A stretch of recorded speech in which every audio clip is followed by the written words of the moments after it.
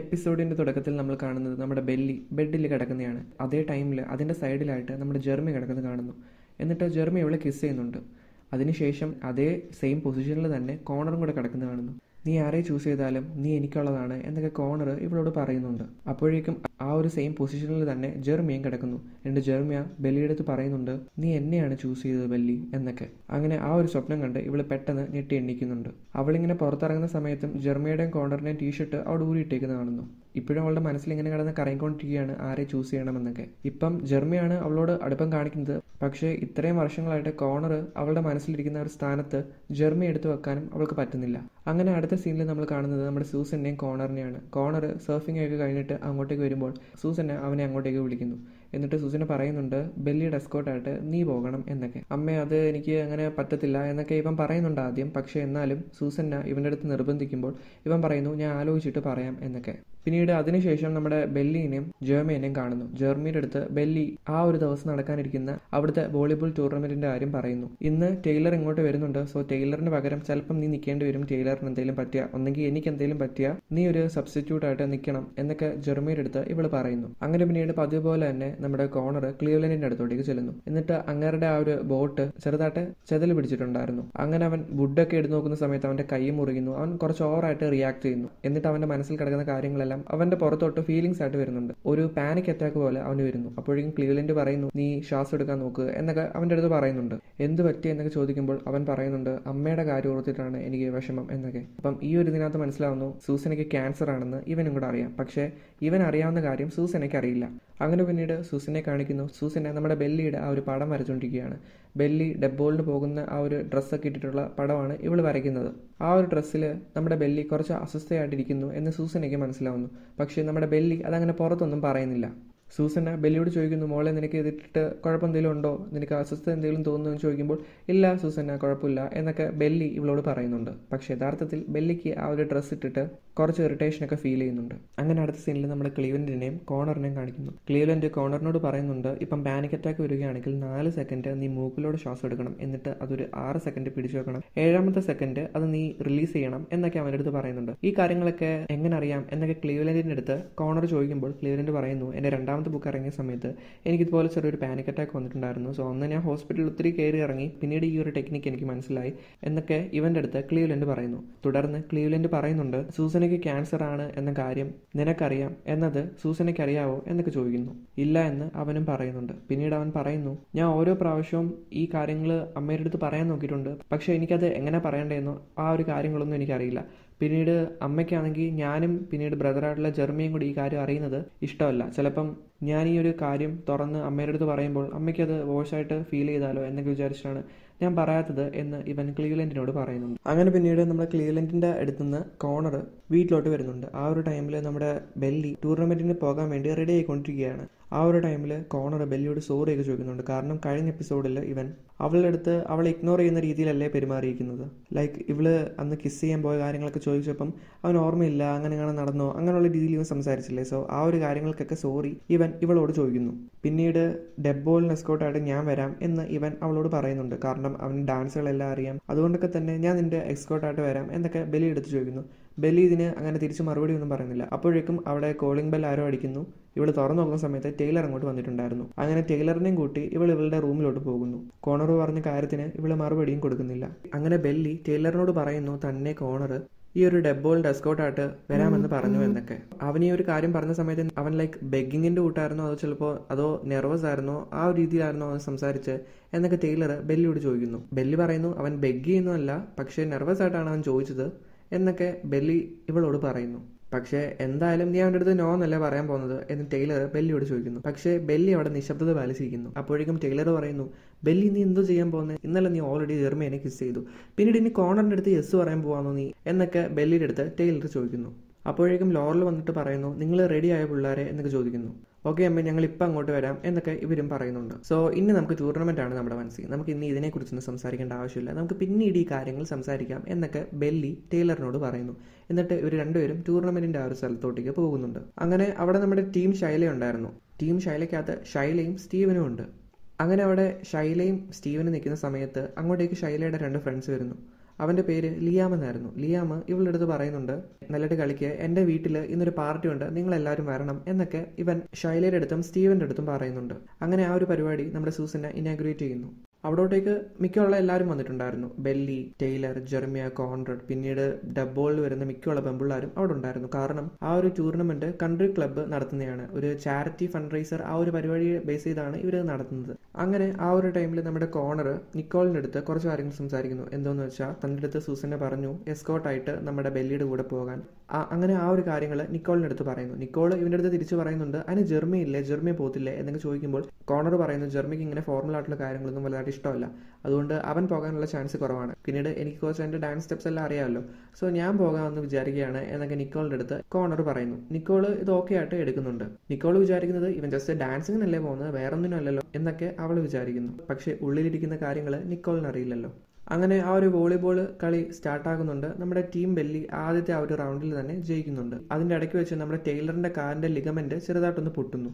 Belly ഇന്ന് രാവിലെ പറഞ്ഞതിൻ്റെ തൊട്ട് സബ്സ്റ്റിറ്റ്യൂട്ട് ആയിട്ട് നമ്മുടെ ജെർമിയെ അങ്ങോട്ടേക്ക് വിളിക്കുന്നു. അങ്ങനെ ജെർമിയും ഓരോ ടീംസിനെ ഇങ്ങനെ ഔട്ടാക്കുന്നുണ്ട്. 2 പെമ്പിള്ളാരുള്ളൊരു ടീം വരുന്നുണ്ട്. അപ്പം അവരുടെ മുമ്പിൽ നമ്മുടെ ബെല്ലിക്ക് അങ്ങനെ അത്ര പിടിച്ചിരിക്കാൻ വരുന്നില്ല. ബെല്ലിക്കും ജെർമിക്ക് വരുന്ന ബോൾസ് എല്ലാം അവന് ക്യാച്ച് ചെയ്യാനും അവൻ ആ ഒരു രീതിയിൽ അടിക്കാനും പറ്റുന്നില്ലായിരുന്നു. സോ അതുകൊണ്ടൊക്കെ തന്നെ ജെർമിയുടെ അടുത്ത് പറയുന്നു, ഇവള് എനിക്ക് എന്തായാലും ഈ ഒരു കളി ജയിച്ചേ പറ്റത്തുള്ളൂ, സോ അതുകൊണ്ട് തന്നെ ഞാൻ കോണറിനെ വിളിക്കുകയാണ് എന്ന് ജെർമിയുടെ അടുത്ത് പറയുന്നു. സോ ജെർമിയ അവൻ്റെ ഉടുപ്പൂരി കോണറിന് കൊടുക്കുന്നു. സോ കോണർ അവിടെ വന്ന് കളിക്കുന്നുണ്ട്. അങ്ങനെ അവസാനം അവരുടെ ഒപ്പോണന്റ് ടീമിനെ അവർ തോൽപ്പിക്കുന്നു. അങ്ങനെ നമ്മുടെ ഫൈനൽ റൗണ്ടിലോട്ട് ബെല്ലിയും കോണറും വരുന്നുണ്ട്. പിന്നീട് ഇവരുടെ ഒപ്പോണന്റ് ആയിട്ട് വരുന്നത് നമ്മുടെ ടീം ഷൈലയാണ്. അങ്ങനെ ആ ഒരു കളിയിൽ നമ്മുടെ ബെല്ലിയും കോണറും ജയിക്കുന്നു. അങ്ങനെ ആ ഒരു ട്രോഫി അവർക്കും കിട്ടുന്നു. അങ്ങനെ ആ ഒരു ടൈമിൽ ലോറലും സൂസന്നെ അങ്ങോട്ടേക്ക് വരുന്നു. കാരണം കോണറും ബെല്ലിയും ജയിച്ചല്ലോ. അപ്പോഴേക്കും ആ ഒരു സന്തോഷത്തിൽ സൂസന്ന കോണറിനോട് ചോദിക്കുന്നുണ്ട്, നീ ആണെങ്കിൽ അവളുടെ എസ്കോട്ടായിട്ട് പോകാമെന്ന് അവളുടെ അടുത്ത് പറഞ്ഞു എന്നൊക്കെ സൂസന്ന കോണറിനോട് ചോദിക്കുന്നു. അപ്പോഴേക്കും ഈ കാര്യങ്ങൾ ബെല്ലി കേൾക്കുന്നു. ബെല്ലി വിചാരിച്ചുള്ളത് കോണറിന്റെ മനസ്സിൽ നിന്നാണ് ലൈക്ക് ഞാൻ നിന്റെ എസ്കോട്ടായിട്ട് വരാം എന്നൊക്കെ ചോദിച്ചത് എന്നാണ്. അവൾ വിചാരിച്ചിട്ടില്ല സൂസന്നെ ഇവന്റെ അടുത്ത് പറഞ്ഞിട്ടാണ് അവൻ എസ്കോട്ടായിട്ട് വരാം എന്ന കാര്യങ്ങളൊക്കെ. അപ്പോഴേക്കും അത്ര നേരം സന്തോഷിച്ചെന്ന് അവർക്ക് രണ്ടുപേർക്കും ഒരു ഓക്വേർഡ്നെസ് ഫീൽ ചെയ്യുന്നു. ലൈക്ക് കോണറിന്റെ മനസ്സിൽ ഇനി അമ്മ പറഞ്ഞിട്ടാണ് ഞാൻ ഇവളുടെ എസ്കോട്ടായിട്ട് വന്നോട്ടെ എന്നൊരു കാര്യം ഇവളോട് ചോദിച്ചത് എന്ന് ഇവൾക്ക് തോന്നിക്കാണുമല്ലോ എന്നൊരു കാര്യവും. ബെല്ലിക്ക് ആണെങ്കിൽ സൂസനിലും ചോദിച്ചിട്ടാണല്ലോ കോണർ വന്ന് തൻ്റെ അടുത്ത് ഈ കാര്യങ്ങളൊക്കെ പറഞ്ഞത്, അല്ല തന്നോട് വേറെ കാര്യങ്ങളൊന്നും ഉണ്ടായിട്ടല്ല എന്നൊരു ഫീലും നമ്മുടെ ബെല്ലിക്ക് വരുന്നു. അങ്ങനെ ബെല്ലിയുടെ അടുത്തും ടൈലറിൻ്റെ അടുത്തും നിക്കോളും ഒന്ന് പറയുന്നുണ്ട്, ഇന്ന് രാത്രി എൻ്റെ അച്ഛൻ്റെ യാട്ട് ഫ്രീ ആണ്, സോ അവിടോട്ട് ഡെബ്ബോളിലുള്ള മിക്കുള്ള ഗേൾസും വരുന്നുണ്ട്, നിങ്ങൾ രണ്ടുപേരും വരുന്നോ എന്നൊക്കെ ചോദിക്കുന്നു. ഓക്കെ, ഞങ്ങൾ രണ്ടുപേരും വരാമെന്ന് നിക്കോളിൻ്റെ അടുത്ത് ബെല്ലിയും ടൈലറും പറയുന്നു. അങ്ങനെ പിന്നീട് സൂസന്ന ബെല്ലിയുടെ ആ ഒരു ഡെബ്ബോളിനെടുത്ത ഡ്രസ്സ് ഉണ്ടല്ലോ, സോ ആ ഒരു ഡ്രസ്സ് സ്റ്റീമിങ്ങിന് വേണ്ടി കൊടുക്കുന്നുണ്ട്. ആ ഒരു സമയത്ത് ബെല്ലിക്ക് ചെറുതായിട്ട് ഇഷ്ടപ്പെട്ട ഒരു ഡ്രസ്സ് ഉണ്ടായിരുന്നുണ്ട്. സോ ആ ഒരു ഡ്രസ്സ് അവിടുത്തെ ഒരു മാനിക്യൂണിൽ തൂക്കിയിട്ടേക്കുന്നത് ലോറൽ കാണുന്നു. എന്നിട്ട് ലോറൽ അവിടെ നിന്ന് പോകുന്നുണ്ട്. അങ്ങനെ ബെല്ലിയും ടൈലറും കൊണ്ട് നിക്കോളിന്റെ ആ ഒരു യാട്ടിലോട്ട് പോകുന്നു. ആ ഒരു യാട്ട് കണ്ടപ്പോഴത്തേക്കും ഇവർ വിചാരിച്ച പോലെ ചെറുതങ്ങാണമായിരിക്കും. ഇവരത് കണ്ടപ്പോൾ അന്തം വിട്ട് അവിടെ നിൽക്കുന്നു. കാരണം ഇത്രയും വലിയൊരു യാട്ടിൽ അവരിതുവരെയും കയറിയിട്ടില്ല.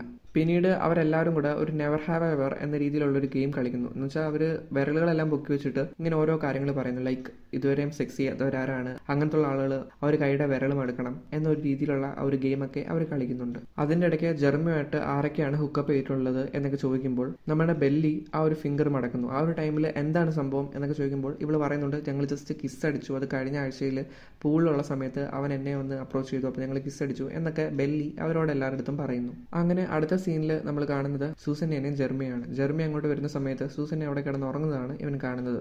അങ്ങനെ ഇവൻ വന്ന് അടുത്തിരിക്കുന്ന സമയത്ത് സൂസന്ന എണ്ണീക്കുന്നുണ്ട്. അങ്ങനെ ഇരിക്കുന്ന സമയത്ത് സൂസന്ന ജെർമിയുടെ അടുത്ത് പറയുന്നു, ഇന്ന് ആ ഒരു ടൂർണമെന്റിലൂടെ നമ്മൾ റേസ് ചെയ്തത് $5,000 ആണ്, സോ അതെല്ലാം നമ്മൾ ചാരിറ്റിക്ക് കൊടുക്കുകയാണ് എന്ന് സൂസന്ന ഇവനോട് പറയുന്നു. അങ്ങനെ അവസാനം നമ്മുടെ ബെല്ലിയും അതിനകത്ത് ജയിച്ചല്ലോ എന്നൊക്കെ പറയുന്നുണ്ട്. അങ്ങനെ ഇവൻ ബെല്ലിയുടെ കൂടെ ആരാണ് എസ്കോട്ടായിട്ട് വരുന്നത് എന്ന് അവൾ തീരുമാനിച്ചോ എന്നൊക്കെ ചോദിക്കുമ്പോൾ സൂസന്ന പറയുന്നുണ്ട്, ഞാനത് കോണറിൻ്റെ അടുത്ത് പറഞ്ഞിട്ടുണ്ട്, കോണർ അവളുടെ എസ്കോട്ടായിട്ട് പോകുമായിരിക്കും മിക്കവാറും. നിന്നെ വിളിക്കാത്തതിൻ്റെ കാരണം നിനക്ക് ഇങ്ങനെ ഫോർമൽ ആയിട്ടുള്ള കാര്യങ്ങളൊന്നും അത്ര ഇഷ്ടമല്ലല്ലോ, അതുകൊണ്ടാണ് നിന്റെ അടുത്ത് പറയാത്തത്, അല്ലെങ്കിൽ നിന്റെ അടുത്ത് പറഞ്ഞേനെ എന്നൊക്കെ സൂസന്ന ജെർമിയുടെ അടുത്ത് പറയുന്നു.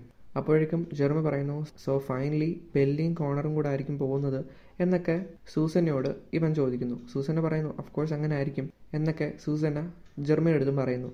ജെർമിക്ക് ആക്ച്വലി ആഗ്രഹമുണ്ട് നമ്മുടെ ബെല്ലിയുടെ കൂടെ പോകാൻ, പക്ഷേ ഇവർക്കാർക്കും ഈ ഒരു കാര്യങ്ങളൊന്നും അറിഞ്ഞൂടല്ലോ. അവള് കോണറിന്റെ കൂടെ പോകുന്നു എന്ന് കേട്ടപ്പോൾ നമ്മുടെ ജെർമിക്ക് ചെറുതായിട്ട് വിഷമാവുന്നുണ്ട്. പിന്നീട് സൂസന പറയുന്നു, അവനിപ്പോൾ പണ്ടത്തെ ഡൂട്ടാവുകയാണെന്ന് തോന്നുന്നു, അവനിപ്പം കുറച്ച് ഹാപ്പി ആയിട്ട് മാറുന്നു, കുറച്ച് മാസങ്ങളായിട്ട് തന്നെ അവൻ മൂഡ് ഓഫ് ആയിട്ടിരിക്കുമല്ലായിരുന്നു എന്നൊക്കെ ജെർമിയുടെ അടുത്ത് കോണറിനെ കുറിച്ച് സൂസന്നെ പറയുന്നുണ്ട്.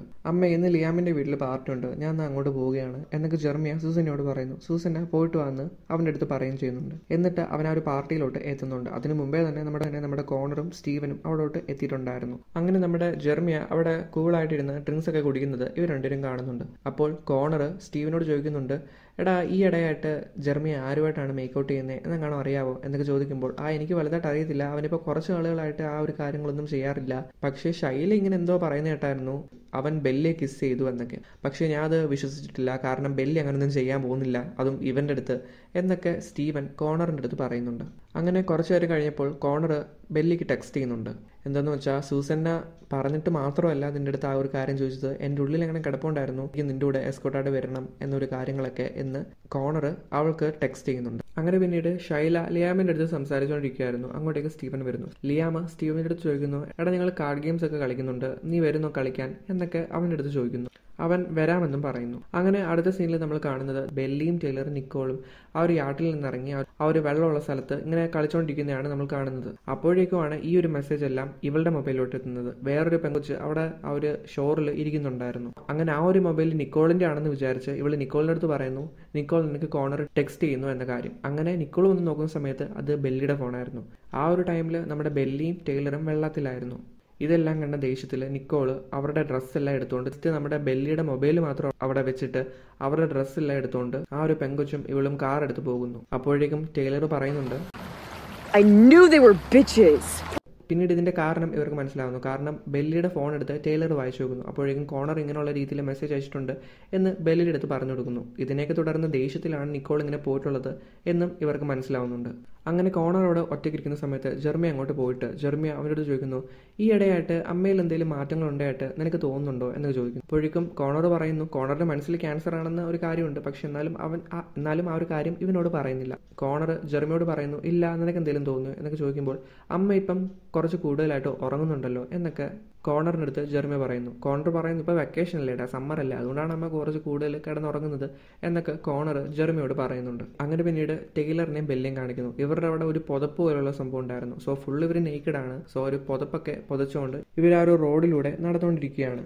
അങ്ങനെ നിക്കോള് കോണറിന്റെ അടുത്ത് വന്നിട്ട് പറയുന്നു, എനിക്ക് നിന്നോട് തനിച്ച് സംസാരിക്കണമെന്ന്. എന്നിട്ട് നിക്കോള് കോണറിന്റെ അടുത്ത് പറയുന്നുണ്ട്, നിനക്ക് ബെല്ലിനെ അത്രയ്ക്ക് ഇഷ്ടമായിരുന്നെങ്കിൽ നിനക്ക് എന്നോട് നേരത്തെ പറഞ്ഞുകൂടായിരുന്നു, എന്റെ ടൈം ഫുള്ള് നീ വേസ്റ്റ് ചെയ്യുമല്ലായിരുന്നു. അങ്ങനെ നിക്കോള് അവളുടെ വായി വരുന്ന കാര്യങ്ങളെല്ലാം അവനെ പറയുന്നു. കാരണം അവൻ ആ ഒരു രീതിയിലായിരുന്നല്ലോ നിക്കോളിന്റെ അടുത്ത് പെരുമാറിയിട്ടുള്ളത്. നീ എന്നെ വെറും ഒരു ബാക്കപ്പ് ആയിട്ടാണോ കണ്ടിട്ടുള്ളത് എന്നൊക്കെ നിക്കോള് ഇവനോട് പറയുന്നു. തുടർന്ന് നിക്കോള് പറയുന്നുണ്ട്, ഞാനിപ്പം ഓക്സ്ഫോർഡിൽ പഠിക്കുന്ന സമയത്ത് തന്നെ എന്നിൽ മാത്രം ഒബ്സസ്ഡ് ആയിട്ടുള്ള ഒരാൾ എന്റെ പുറകെ എപ്പോഴും നടക്കുന്നുണ്ടായിരുന്നു. സോ അവന്റെ അടുത്ത് പോലും ഞാൻ ഒന്നും പറയാതെ നിന്റെ പുറകെയാണ് ഞാൻ ഇത്രയും നാളെ നടന്നത്, എന്റെ ടൈം എന്തിനാണ് വേസ്റ്റ് ചെയ്തത് എന്നൊക്കെ നിക്കോൾ കോണറിനോട് ചോദിക്കുന്നു. ഓക്കെ എനിക്ക് മനസ്സിലായി എന്ന് കോണർ നിക്കോളിന്റെ അടുത്ത് പറയുന്നുണ്ട്. തുടർന്ന് ഇവൻ പറയുന്നുണ്ട്, ഞാൻ ഇപ്പം ഒത്തിരി അധികം കാര്യങ്ങളോട് ഡീൽ ചെയ്യുന്നുണ്ട്. ഇവൻ ഉദ്ദേശിക്കുന്നത് സൂസന്നയുടെ ക്യാൻസർ ആണ്.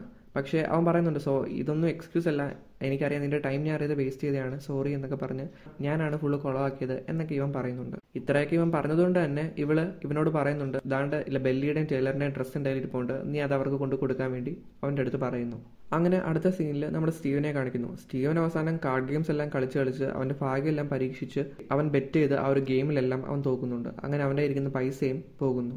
അങ്ങനെ ഈ ഒരു കാര്യങ്ങളൊക്കെ നമ്മുടെ ജെർമിയെ ഇവർ വിളിച്ചു പറയുന്നുണ്ട്. ജെർമിയും കോണറും കൂടെ അങ്ങോട്ടേക്ക് എത്തുന്നു. കോണർ നിക്കോൾ വഴി അറിഞ്ഞു, ജെർമിയ ബെല്ലി വഴി അറിഞ്ഞു. അങ്ങനെ പിന്നീട് നിക്കോൾ കൊടുത്ത ആ ഒരു ഡ്രസ്സും ഇവർക്ക് കൊടുക്കുന്നുണ്ട്. ഇവർ ഡ്രസ്സ് ഇട്ടിട്ട് നമ്മുടെ ബെല്ലി ജെർമിയയുടെ കൂടെയും ടൈലർ കോണറിന്റെ കൂടെയും പോകുന്നു. കോണറിന്റെ അടുത്ത് സ്ട്രെയിറ്റ് ആയിട്ട് തന്നെ ടൈലർ പറയുന്നുണ്ട്, എടാ നീ ഇനി ബെല്ലിയുടെ പുറകെ നടക്കരുത്, നീ അവളെ ഒത്തിരി ഇട്ട് വിഷമിപ്പിച്ചിട്ടുണ്ട്, അതുകൊണ്ട് ഇനി അവളുടെ പുറകെ നടക്കരുത് എന്ന് ടൈലർ കോണറിനോട് പറയുന്നു. അങ്ങനെ അടുത്ത സീനിൽ നമ്മുടെ ബെല്ലിയും ജെർമിയനെയും കാണിക്കുന്നു.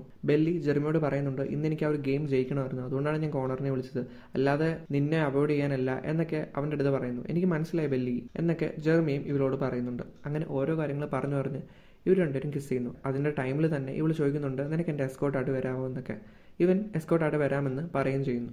അങ്ങനെ അന്ന് രാത്രി നമ്മുടെ കോണർ ബെല്ലിക്ക് മെസ്സേജ് അയക്കുന്നു. അങ്ങനെ ബെല്ലി കോണറിനെ കാണാൻ വേണ്ടി പോകുന്നുണ്ട്. ബെല്ലി അവനോട് പറയുന്നുണ്ട്, ഇനി എനിക്ക് മെസ്സേജ് അയക്കരുത്, നമ്മൾ തമ്മിലുള്ള കാര്യങ്ങളൊന്നുമില്ല. അപ്പോഴേക്കും അവൻ അവളോട് പറയുന്നുണ്ട് അവൻ അവളെ ഇഷ്ടമാണ് എന്ന്. പക്ഷേ നീ വൈകിപ്പോയി കോണർ എന്ന് പറഞ്ഞിട്ട് അവൾ അവിടെ നിന്ന് പോകുന്നു. കോണർ അവിടെ വിഷമിച്ച് നിൽക്കുന്നു. ഈ ഒരു സീൻ കാണിച്ച് ഈ ഒരു എപ്പിസോഡും ഇവിടെ അവസാനിക്കുന്നുണ്ട്.